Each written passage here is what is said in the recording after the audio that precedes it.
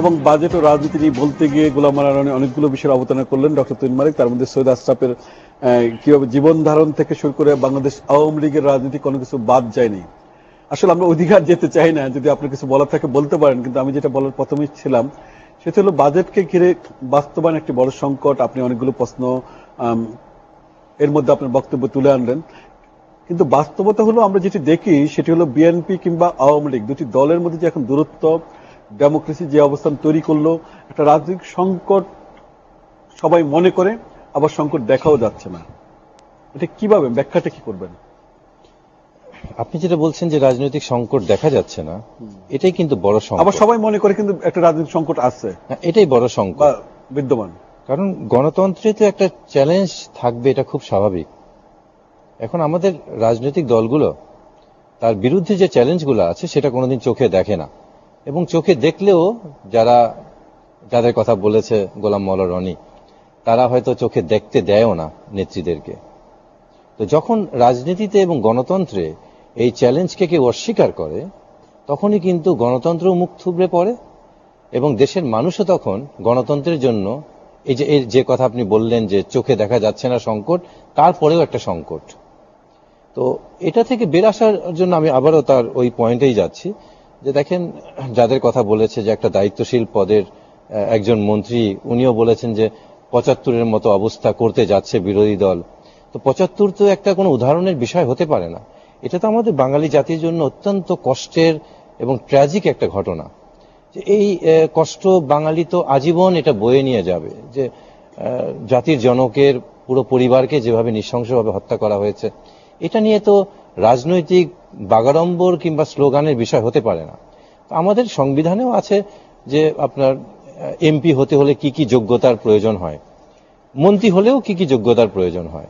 তো সংবিধানে যদি একটা অনুচ্ছেদ আপনি সংশোধন করে দেন যে মাতালরা মন্ত্রী হতে পারবে না কিংবা এমপি হতে পারবে না, তাহলে তো বোধহয় আপনি কাউকে খুঁজেও পাবেন না ক্যান্ডিডেট করার মতো। কারণ তারা বলছে যে এটা বোধহয় ঘটাতে যাচ্ছে, আমাদের মাননীয় প্রধানমন্ত্রীর উপর 75-এর মতো একটা কিছু হতে যাচ্ছে। কেউ যদি জেনে থাকে সরকারি দলে, আপনি যারা করবে তারা তদন্ত করবেন, তদন্ত করবেন এবং কঠোর ব্যবস্থা গ্রহণ করবেন, এটাই তো স্বাভাবিক। এখানে চাণক্য খুব সুন্দর একটা কথা বলেছে। চাণক্য তার অর্থশাস্ত্র যে পুস্তক রয়েছে, সেই অর্থশাস্ত্রে এসে রাজাকে কিছু পরামর্শ দিচ্ছে।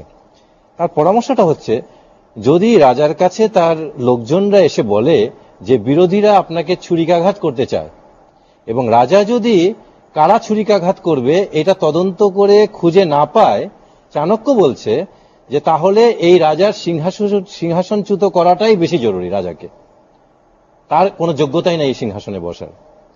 তো শুধু যে রাজার বিষয় না, আমাদের মন্ত্রীদের মধ্যে ধরেন স্বাস্থ্যমন্ত্রী কয়েকদিন আগেই বললেন যে তারেক জি, অনেক ইতিহাসের বিষয়ে বলা হচ্ছে যে উনি বলছেন যে তারেক রহমান বিএনপির অনেক বড় ক্ষতি করছে। আমার মনে পড়ে গেল অবিভক্ত বাংলার মুখ্যমন্ত্রী শেরে বাংলা একে ফজলুল হকের কথা। উনি তো অনেক বড় লয়ার ছিলেন। তো ওনার এক জুনিয়র একদিন আসলেন, তখন উনি অবিভক্ত বাংলার মুখ্যমন্ত্রী।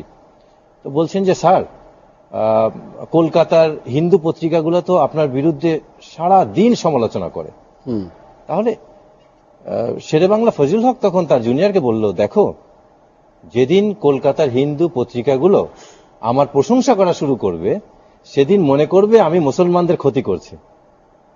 তাহলে নাসিম সাহেবের এত আফসোস হয়ে গেল বিএনপির জন্য যে বিএনপি ধ্বংস করে দিচ্ছে তারেক জিয়া, আর সে এটাকে বাঁচানোর চেষ্টা করছে। মানে বিএনপির রাজনীতি আসলে কোন দিকে যাচ্ছে আপনার কাছে কি মনে হয় এখন অবস্থা? আমি সেই দিকটাই যাচ্ছি।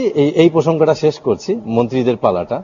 আমাদের ইনু সাহেব তথ্যমন্ত্রী, উনি দেখেন 3টা লিঙ্ক আমার এখানে আছে, আমি লিঙ্ক নিয়ে এসেছি। উনি একবার বলছেন যে সবকিছুতে উনি জঙ্গি খুঁজে পান।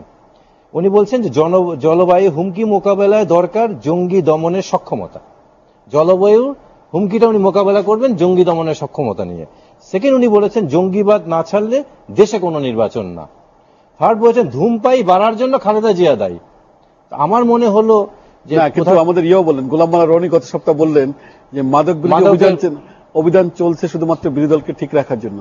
আমার কাছে মনে হলো যখন এই 5 জানুয়ারি নির্বাচনের পর নির্বাচন উত্তর গণভবনে প্রধানমন্ত্রী যে সাংবাদিক সম্মেলনটা হয়েছিল, সেখানে প্রধানমন্ত্রী ঠিকই বলেছিলেন ইনু সাহেবকে যে গণতন্ত্র জাসদের কাছ থেকে শিখতে হবে কিনা।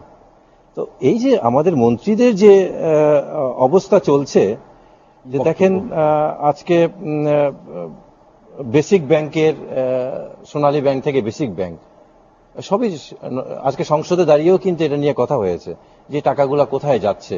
অর্থ আছে, বাজেট বাস্তবায়নের কথা বলছেন, আর্থিক খাত ধ্বংস করে দিলেন। আজকে যে ভর্তুকি দেওয়া হচ্ছে এই টাকাটা কোথায় দিবেন? জনগণের ট্যাক্সের টাকা দিয়ে আপনি হলমার্ক, ডেস্টিনি, সোনালী ব্যাংক, এখানে যে লুটপাটটা হয়েছে এই টাকাটা আপনি দিবেন। এগুলোকে যোগান দেওয়ার জন্য তো আমরা ট্যাক্স দিচ্ছি না, আমরা ট্যাক্স দিচ্ছি, সরকার বানাচ্ছি, আমার ভোটের অধিকার কেড়ে নেওয়া হচ্ছে। এই ভোটের অধিকার চাওয়ার জন্য আমি আবার সরকারকে ট্যাক্স দিচ্ছি, সরকারকে চালানোর জন্য। আবার এই ট্যাক্সের টাকা দিয়েই যখন আমি প্রতিবাদ করতে যাচ্ছি, এই টাকা দিয়ে, আমার টাকা দিয়েই বুলেট কেনা হচ্ছে এবং প্রতিবাদ করলে আমার জন্যই ব্যবহার করা হচ্ছে। এখানে আমি তুহিন ভাইয়ের কথাই কমপ্লিমেন্ট করি। যেমন ধরুন আমাদের প্রায় 7,000 কোটি